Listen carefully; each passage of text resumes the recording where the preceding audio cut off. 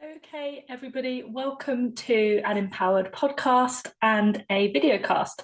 I've got a few questions down here that I want to answer, and these are coming directly from clients. Either they've asked me personally or that have come up during client check-ins, for example.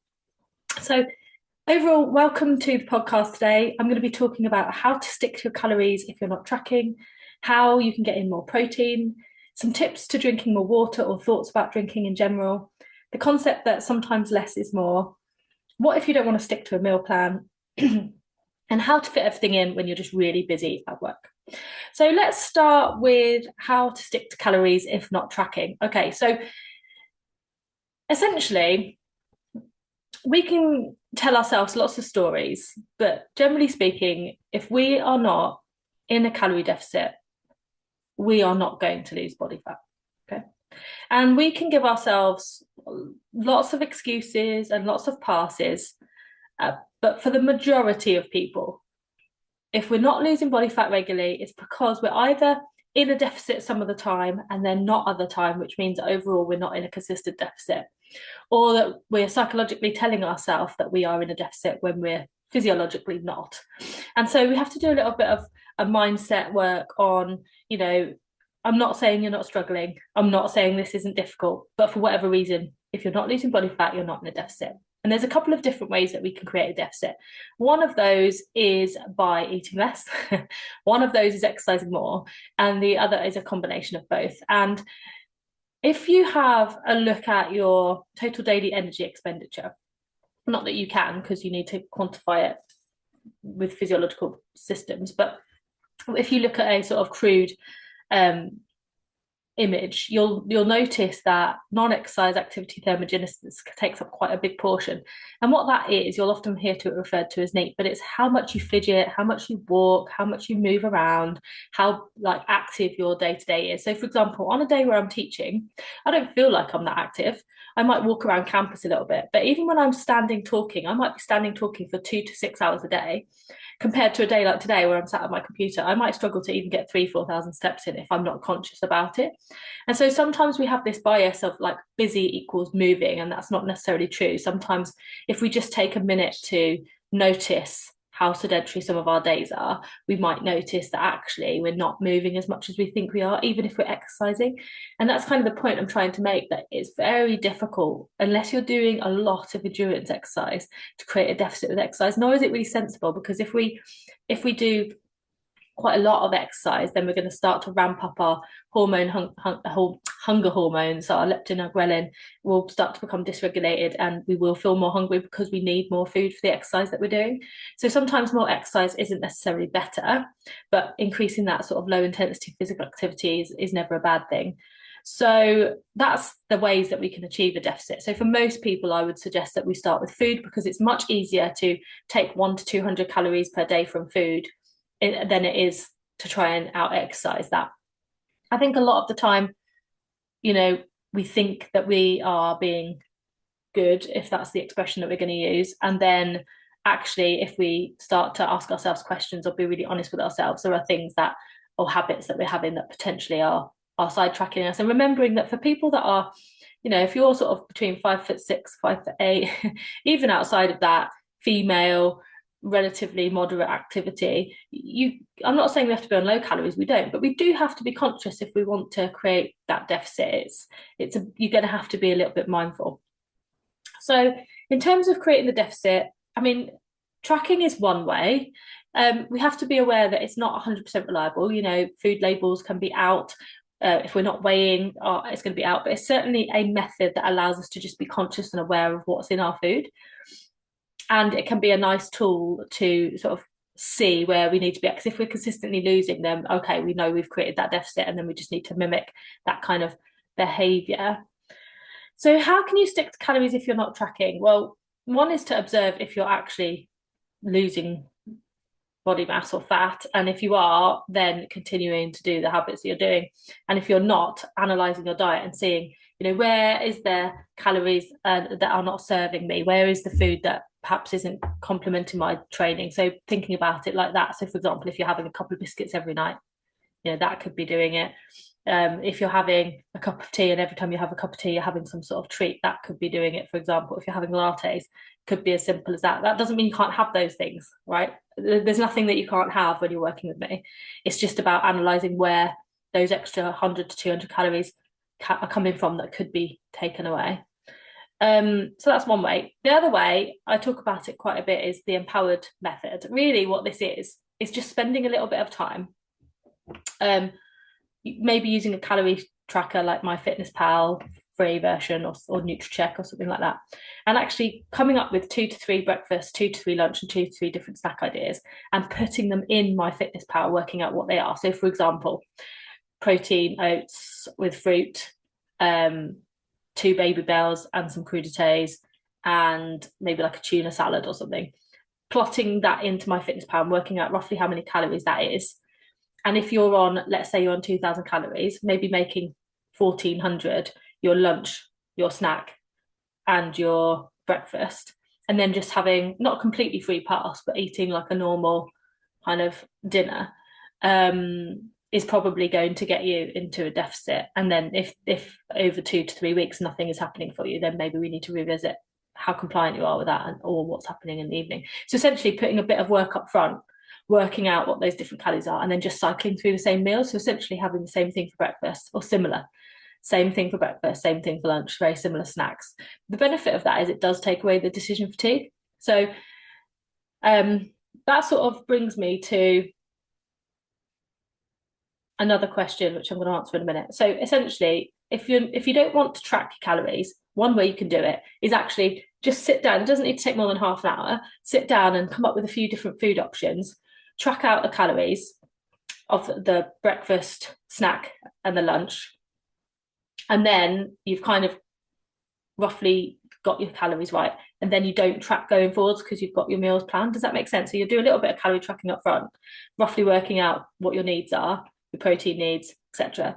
And then you don't have to track on a day-to-day basis, because you know that you've got, 2/3 of your protein in, 3/4 of your calories in, for example, by mid-afternoon. And so your dinner is going to satisfy the rest of your needs. So you're not on a day-to-day basis having to track. The other question I have, or example I have, is what if you don't want to stick to a meal plan? And this is quite similar. I sort of feel this as well. Sometimes if I give myself too rigid a meal plan, I might wake up and think, oh, I don't want that today.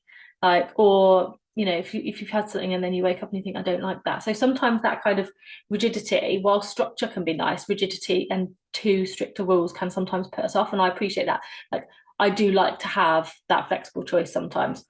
So what works for me is having my evening meals set, or pretty much set. So I flex between using meal prep and non-meal prep companies. I know not everyone has the ability to do that, but sometimes when I'm really busy and I just know I'm having a busy period at work, or I want to work really hard and I don't want to focus on meals all the time, I will use either Gusto or HelloFresh, or whatever the best deal is at the time, and I just cycle around them. The reason I do that is, as a busy mum, it's like a special treat for me to sit there and pick the meals. And when it comes, it's just it feels like I've invested in myself. It just feels really nice. The other thing is, I have 2 fussy people in my family, and me and one of my sons want delicious, like new, exciting flavors. So this is like a nice medium for us to have a little bit of something different, but then also create safe meals for my family that I know that they'll love, so that they're not being too stretched. So, for example, I have 3 HelloFresh meals, and then my other meals are typically pretty much always something like a spaghetti bolognese, or chili con carne, or pesto chicken, pasta, and salad.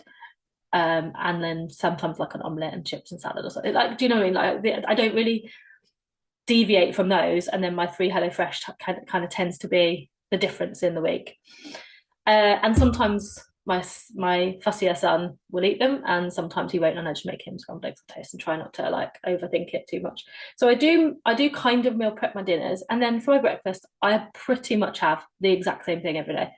Is it the most delicious thing in the world? No, but it's certainly not disgusting. So I just have, I'm not saying this is what you need to have, but as an example of how I don't meal plan every meal, but having some sort of schedule allows me to not have to think either. So I just tend to have oats. I get quick oats. I just literally boil the kettle, put the water over them whilst I'm faffing around making a coffee or doing something else, let them sort of set a little bit, and then I just stir in a scoop of protein powder and chuck some fruit on the top. And the fruit will depend on what I've got: blueberries, berries, bananas, whatever. So I don't really think about that. I just stick it on top. Sometimes the protein powder will change. My favourites at the moment are my protein cinnamon Danish and my protein salted caramel. It just makes it just a little bit different. So, but pretty much have the same thing. Snacks tend to have very similar snacks. So I tend to have like a yogurt, a pouch yogurt, like an Arla protein yogurt. Or sometimes I'll have a Trek protein bar, but I am quite mindful that they are not particularly high in protein. It's like 9 10 grams, but still, if I have that with a piece of fruit, that usually keeps me going till sort of after lunchtime. So essentially, I'm sort of deviating away from the point. What I'm trying to say is that I don't have a set meal plan, but I kind of do. So this brings me then to another point, which is sometimes less is more. I think if you're sort of sitting there writing out a head to toe meal plan and getting yourself really stressed about it, what can you take away? Like, you don't need to write down a breakfast and a lunch if you kind of know what you're going to have. So just write out your dinners, and then breakfast, just keep it consistent in your head. Maybe it's some Greek yogurt with some granola and some fruit. Maybe it's a protein oats. Maybe it's a protein shake. Maybe you're just going to have a bowl of cereal one day and some fruit, like some Weetabix and some fruit, whatever. Like, just try not to like fixate on having to have the same thing every day, but limit your options so that in the morning you're not like overwhelmed by everything that you need to eat. And it is okay to deviate from that sometimes. So if I have a hangover or I'm going out for brunch with the girls, I'm not going to be eating protein oats. It's just that 5 to 6 times a week, that's what I tend to have, mostly because then I don't have to think. I'll just get up, eat, make breakfast for everyone. And it's funny because everyone in my family eats the same thing every day. We eat different things, but all of us eat the same thing. And sometimes that will change a little bit, but pretty much it stays the same. So sometimes less is more. And I think the concept of when we're trying to improve ourselves, we're always thinking about what can I add, what can I add, what can I add, what can I do differently? But actually, like, what could you take away? What could you remove that is going to make your life less stressful? And if that's like not having a rigid meal plan, but having structure, like for lunch, I don't know what I'm going to have for lunch today. It very much depends on my mood when I get down there and what's open. I tend to have something hot when I'm at home, because when I'm at work, I mostly tend to have salad variations. So it might be tuna salad, egg salad, chicken salad. The other day I did have a reheated meal just because I didn't want to waste it. But for the most part, I'm probably going to have some sort of variation of eggs on toast or like a soup and a sandwich. That's probably if I go. And the reason I say it depends because my mum helps me out twice a week with Eloise, and sometimes she puts things in the cupboards that I can't resist, like pre-lentils, or like sometimes she'll have had something on a Tuesday, like she might have made some sort of like vegetable stew or something, and there'll be a little bit left over, and there might be a bit of rice in there, and it might be that I'll just chuck that together. So, but I'm very mindful that I want good proteins, good carbs, and I try to eat like colourful food that brings me joy on the days I'm at home that I can indulge in, because I don't often have very much time alone. And so eating and sort of sitting there and just indulging in that nice moment is a really mindful way for me to enjoy it. So don't feel like you have to have a really rigid meal plan if you don't want one. And I think the goal to this is that radical responsibility and that empowered choice, to play on the empowered pun there, is to like just spend a bit of time thinking like, what do you want? If you want the structure and you want them to remove the decision fatigue, write the meal plan. If you don't, then think about, well, can you still kind of hit a meal plan without having to write it down so that you have a little bit more flexibility and on how you feel on the day? Like, you might want tomatoes, you might not want at lunchtime. And then if you've got your rigid sort of dinners or your meal prep dinners, then that's like one of the big decisions that's gone from your day. So just a bit of food for thought. Like, sometimes I think if we're putting too many rules in, it takes away the empowerment. So the point is that we're going to have some structure and some boundaries, but not necessarily to the point where we're sort of putting ourselves in a box that we just want to escape from. Okay, tips to getting more water.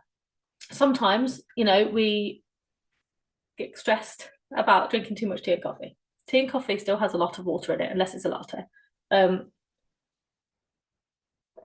So don't feel like tea and coffee don't count. They do.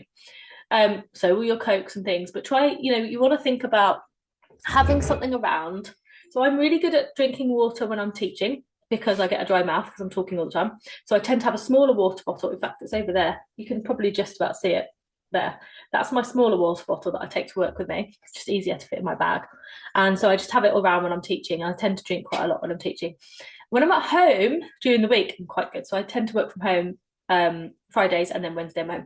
And I have this cheap, it's a fake Stanley and it's absolutely useless. So I tried taking it out and I can't. It's great for around the house. It's off Amazon.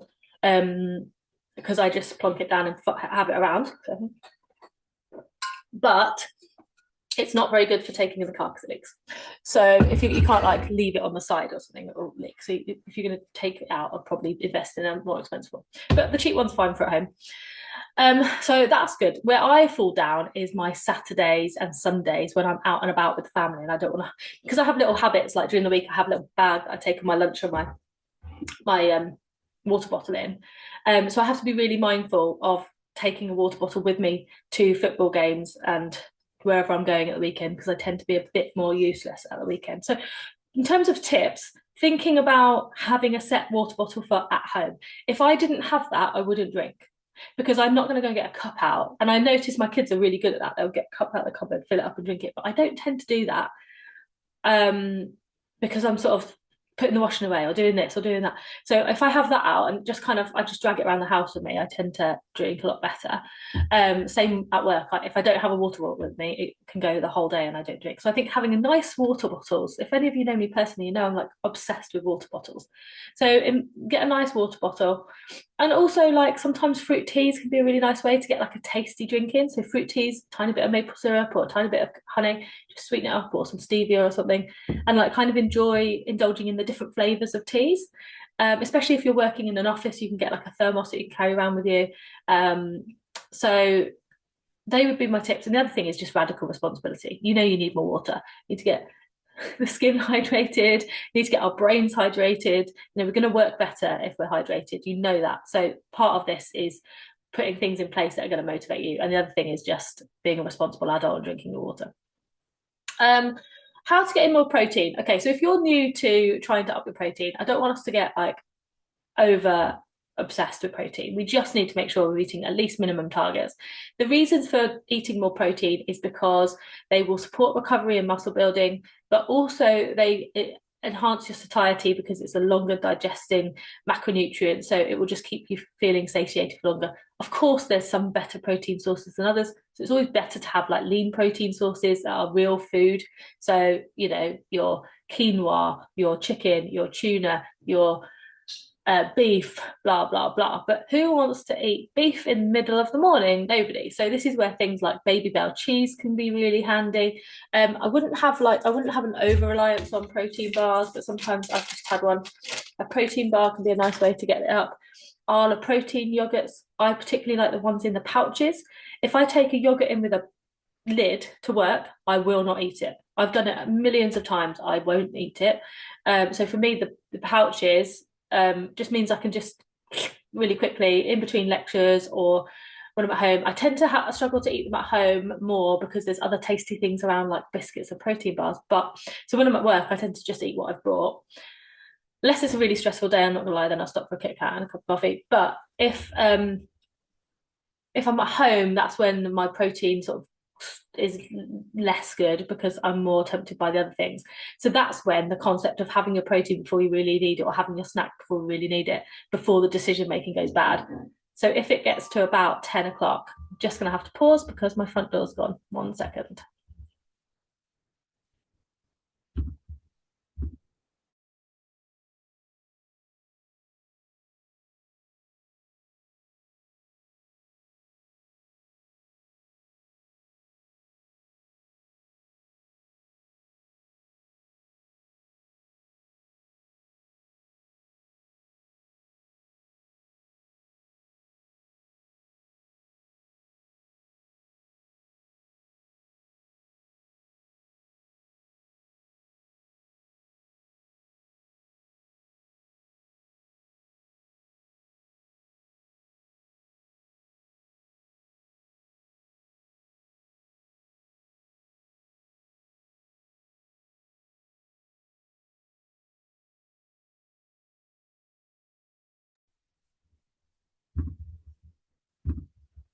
I'm back. That was my son's Christmas present. Very inconvenient timing.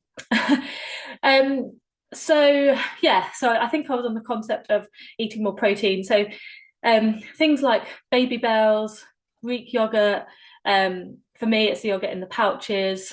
Um, Protein bars, protein milk drinks, protein shakes. Um, can be really great ways, but also you can have a couple of boiled eggs. There's absolutely nothing wrong with having things like tuna and crackers for a snack. It's just that for me, I don't really want to eat that in between meals, but you can. There's lots of options. So I think find an option that is going to work for you. I tend to be a savoury snacker and a sweet snacker at different times of the day, depending what mood I'm in. So I tend to prefer like a savoury snack in the afternoon and a sweet snack in the morning sometimes, unless I haven't eaten enough, and that's when I want my sweet snack in the afternoon. So that's when I want my Kit Kat if I'm either stressed or if I haven't eaten enough, even though I know that's not the right thing. So sometimes, like getting our meals that are good for us before we need them in means that we don't then fall short further in the day, if that makes sense. So that's why getting protein in the day early is quite good, because it keeps us sort of satiated for longer. Um, the last one that I want to touch on before I sort of close the call is how to fit everything in when you're busy at work. Okay, so this comes down to strategic sucking. You have to choose which things you're going to let go. You can't do everything perfectly.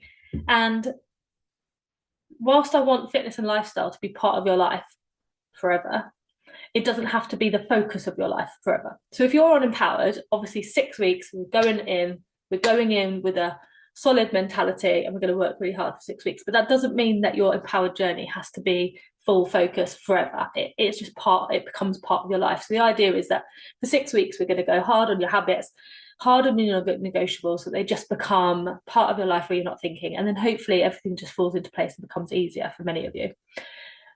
But we all have really busy periods at work, and it depends what your job is. Some people's jobs will be a little bit more cruisy.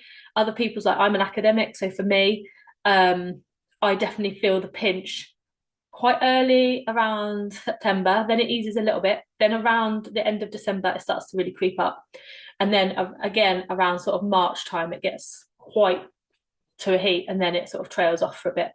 So for me, I know that I don't want to put on too much client work around those times, or social media tends to drop around those times. There's something has to suck, and you have to strategically do it so you don't feel like you're sucking at it. So if you sort of ahead of time are, I'm not going to do newsletters for 4 weeks, or I'm not going to record 2 podcasts a week, or I'm not going to, like, strategically, what are you not going to do? Is it that you're not going to count calories? Is it that you're just going to reduce the amount of workouts that you're doing? Is it that you're not going to, like, what are you not going to do so that you can do? So is it that you're going to hire a cleaner? And these are all things that are subjective to your situation. I don't know your financial situation. I don't know your lifestyle. I can't comment specifically on you unless we're working one-on-one. But is there things that you can let go? Like, does your house have to be crystal clean, perfect, or can it just be hygienic and good? And that's something I have to say to myself. Like, I can't get my scrubbers out every day and clean everything, and sometimes it stresses me out. Like, what can you do? Can you have a meal planning company? Can you, like, what can you do to allow something to not be at the forefront of your mind? Like, what can you do? And then work out the things that are most important to your goal at the time. So for example, if it's fat loss, then it's mostly going to be around keeping our non-exercise activity thermogenesis up and keeping our meals down. Now, whilst workouts are important, they might be something that slip a little bit, but not your non-negotiable. So your steps stay high, your food stays high, but it might be that you drop a workout a week. Or it might be that instead of food tracking every day, you go onto the empowered method, for example.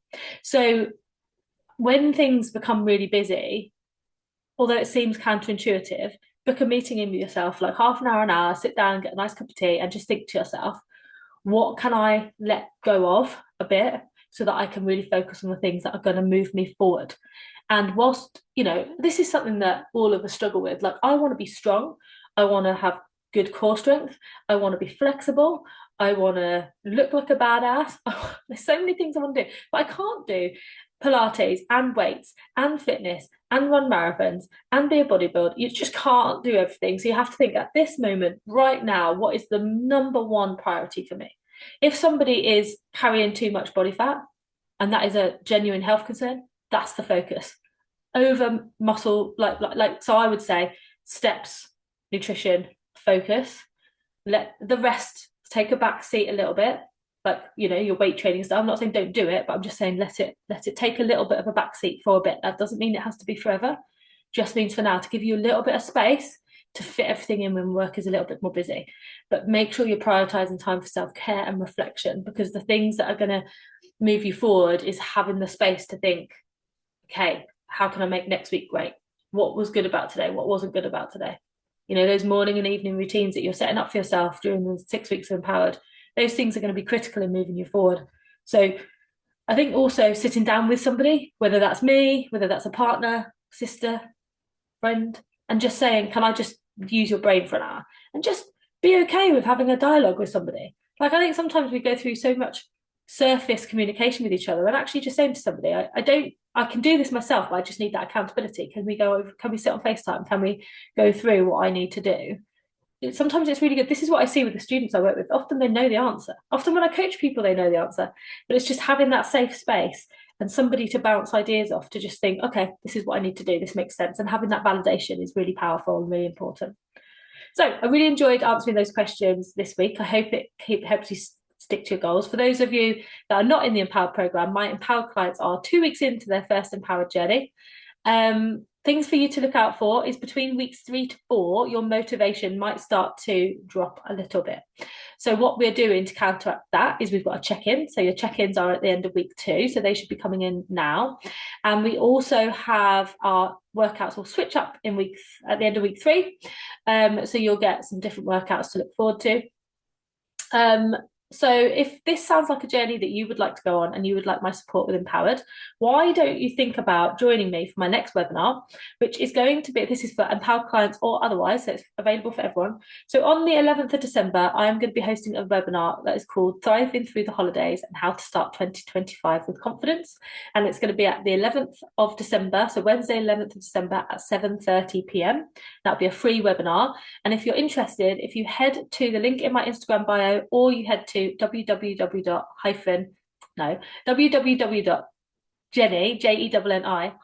Douglas, Douglas.com.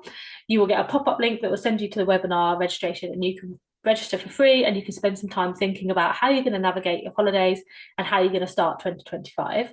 Better still, if you want to commit to joining the Empowered journey, the next intake starts on the 6th of January, and you can get the early bird price up until the 31st of December using the 10% discount code earlybird. So if you're interested in any of that, make sure to look at the website. I'll put the links on the video description and on the podcast description. And that's everything for this week. Have a fantastic week, and I look forward to coaching you shortly. Bye, everyone.